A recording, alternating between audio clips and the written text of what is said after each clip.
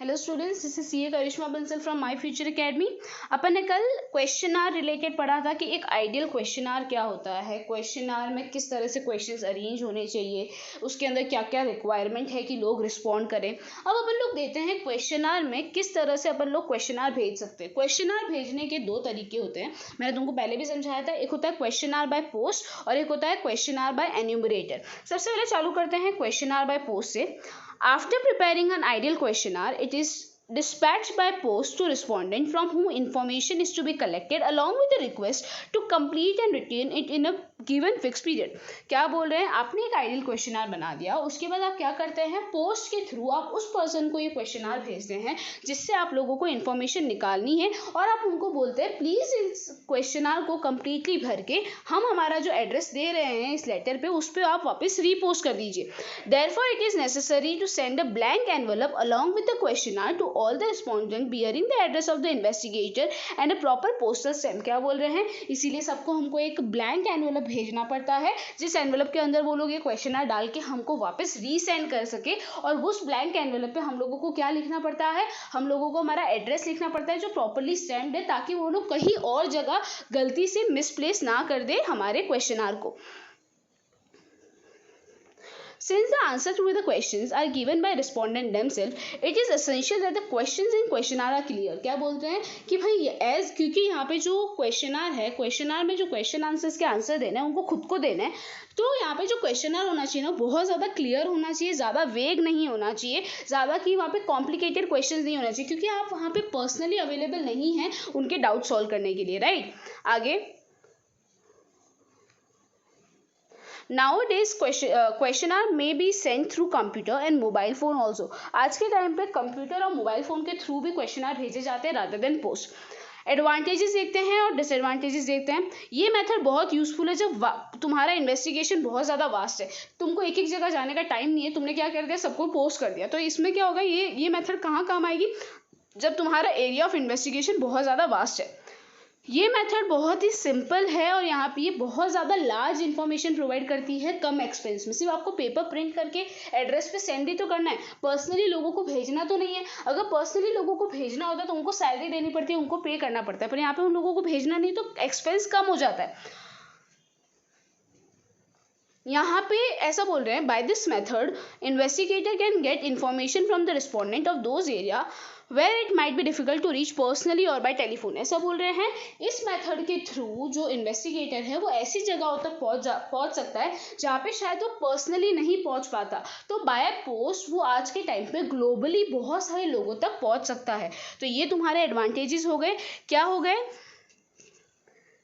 कि भाई तुम्हारा सबसे फर्स्ट एडवांटेजेस है, ये कब यूजफुल है, जब तुम्हारा इन्वेस्टिगेशन का एरिया बहुत ज़्यादा वास्ट है। सेकेंडली, यहाँ पे एक्सपेंस कम लगता है। तीसरा, ये मेथड तब यूजफुल है जब आप ये मेथड यहाँ काम आती है, क्यों, क्योंकि है ना तुम लोगों को कोई जगह ऐसा है जहाँ पे तुम लोग खुद से नहीं जा सकते, तो ये मेथड तुमको वहाँ तक पहुँचने में हेल्प करवाती है।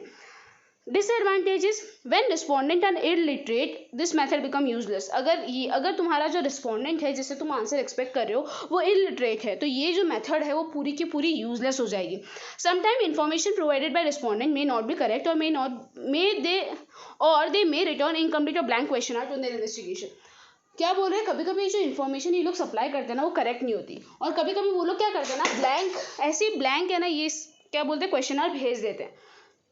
आगे, there may be a loss of questionnaire or delay in getting the information because of the laziness of respondent। क्या बोल रहे हैं, कभी कभी या फिर आप लोगों का जो क्वेश्चनर है वो आपको मिलेगा बहुत लेट, और मिल भी गया तो कभी कभी ऐसा चांसेस है कि वो कहीं पे मिसप्लेस हो जाए क्योंकि वो पोस्ट के वाया आएगा, राइट। तो बहुत ज़्यादा डिले होने की चांसेस है जब क्वेश्चनर्स पोस्ट से भेजे जाते हैं। आगे, there is a lack of assistance or a person who clarifies the instruction or give explanation of the question that may arise।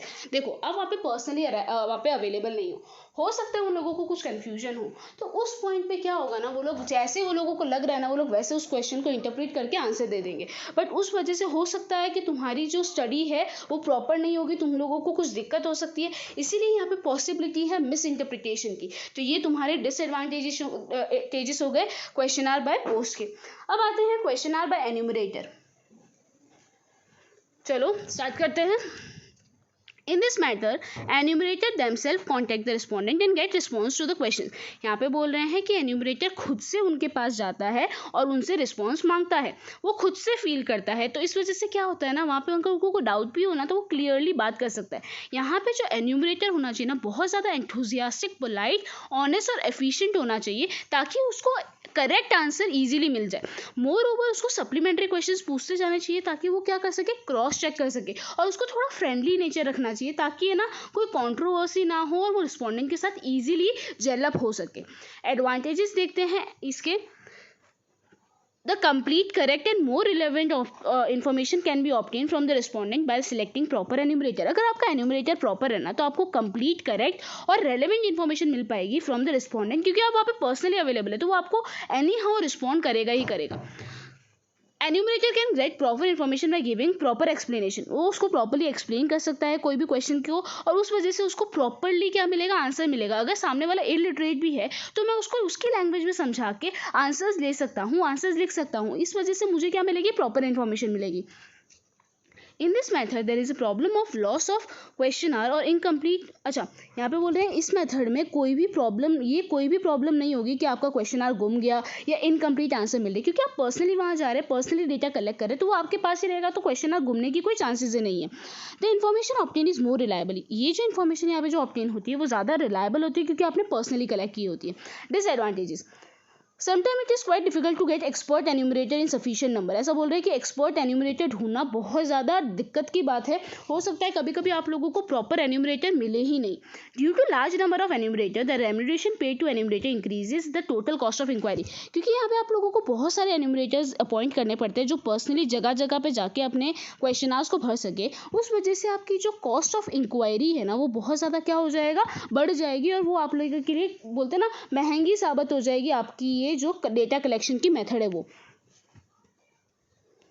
It is very difficult task to train the untrained enumerator for the inquiry. ऐसा बोल रहे हैं ये बहुत ज़्यादा difficult task है जो untrained enumerators है उसको ट्रेन करना, किसके लिए, इंक्वायरी कंडक्ट करने के लिए. ट्रेनिंग के बाद भी ज़रूरी नहीं है कि वो एकदम स्किलफुली, ऑनेस्टली और एफिशिएंटली काम करे. हो सकता है कभी कभी वो जो डेटा कलेक्ट करे वो इतना रिलायबल ना हो. This method become unsuitable when the respondent are spread over wide area. ऐसा बोल रहे हैं ये मेथड कब अनसूटेबल हो जाएगी, जब रिस्पोंडेंट जिससे आंसर लेने वो अलग अलग एरिया में सिचुएटेड है. तो कितनी जगहों पे आप भेजोगे अपने एन्यूमरेटर्स को. अगर कोई जगह ऐसी है जहाँ पे आप जा ही नहीं सकते तो वो कितनी दिक्कत हो जाएगी. जैसे सपोज एक बंदा न्यूयॉर्क रहता है, एक बंदा इंडिया रहता है, एक बंदा स्विट्जरलैंड रहता है, तो आपके एन्यूमरेटर्स को इतना दूर दूर भेजोगे तो ये मेथड कंप्लीटली बोलते हैं ना यूजलेस हो जाती है अगर आपका जो बेस है, जो रिस्पोंडेंट्स है वो अलग अलग जगहों पे सिचुएटेड है. Enumerator have to adjust with the convenient time of the responder, or sometimes enumerator has to visit twice or thrice to the same respondent. As a result, it become difficult to finish the inquiry within the stipulated time. क्या बोल रहे हैं, जैसे कि ये enumerator है, ये वो बंदा है जिससे इन्फॉर्मेशन कलेक्ट करनी है. ये इसके पास गया, इसको बोला कि सर आप ये प्लीज़ हमको क्वेश्चनार भरवा दीजिए. ये बोलेगा नहीं भाई हमारा सोने का टाइम है, कल 4 बजे आना. कल ये 4 बजे जाता है, वापस इसको बोलता नहीं आज तो मैं बिजी हूँ, मैं बाहर जा रहा हूँ, प्लीज़ कल आना. तो इस तरह से क्या होता है ना, बहुत सारे लोग इस तरह से रिस्पॉन्ड करते हैं. तो होता क्या है, ये जो एन्यूमरेटर है ना उनको एक ही जन के पास 3 से 4 बार जाना पड़ता है. तो यार उन लोगों के पास एक टाइमलाइन होती है कि 10 दिन के अंदर अंदर आपको आपकी इंक्वायरी ख़त्म करनी है. तो बिकॉज कोई रिस्पॉन्डेंट इस तरह से बिहेव करते हैं तो अपनी जो इंक्वायरी है ना वो सही टाइम में ख़त्म नहीं हो पाती. Among the 3 method of collecting data earlier, there is no definite rule for using a particular method. ऐसा बोल रहे हैं आप कोई पर्टिकुलर मेथड यूज़ करने की ज़रूरत नहीं है, आपकी मर्जी, आप सिचुएशन के हिसाब से अपनी मेथड यूज़ कर सकते हैं.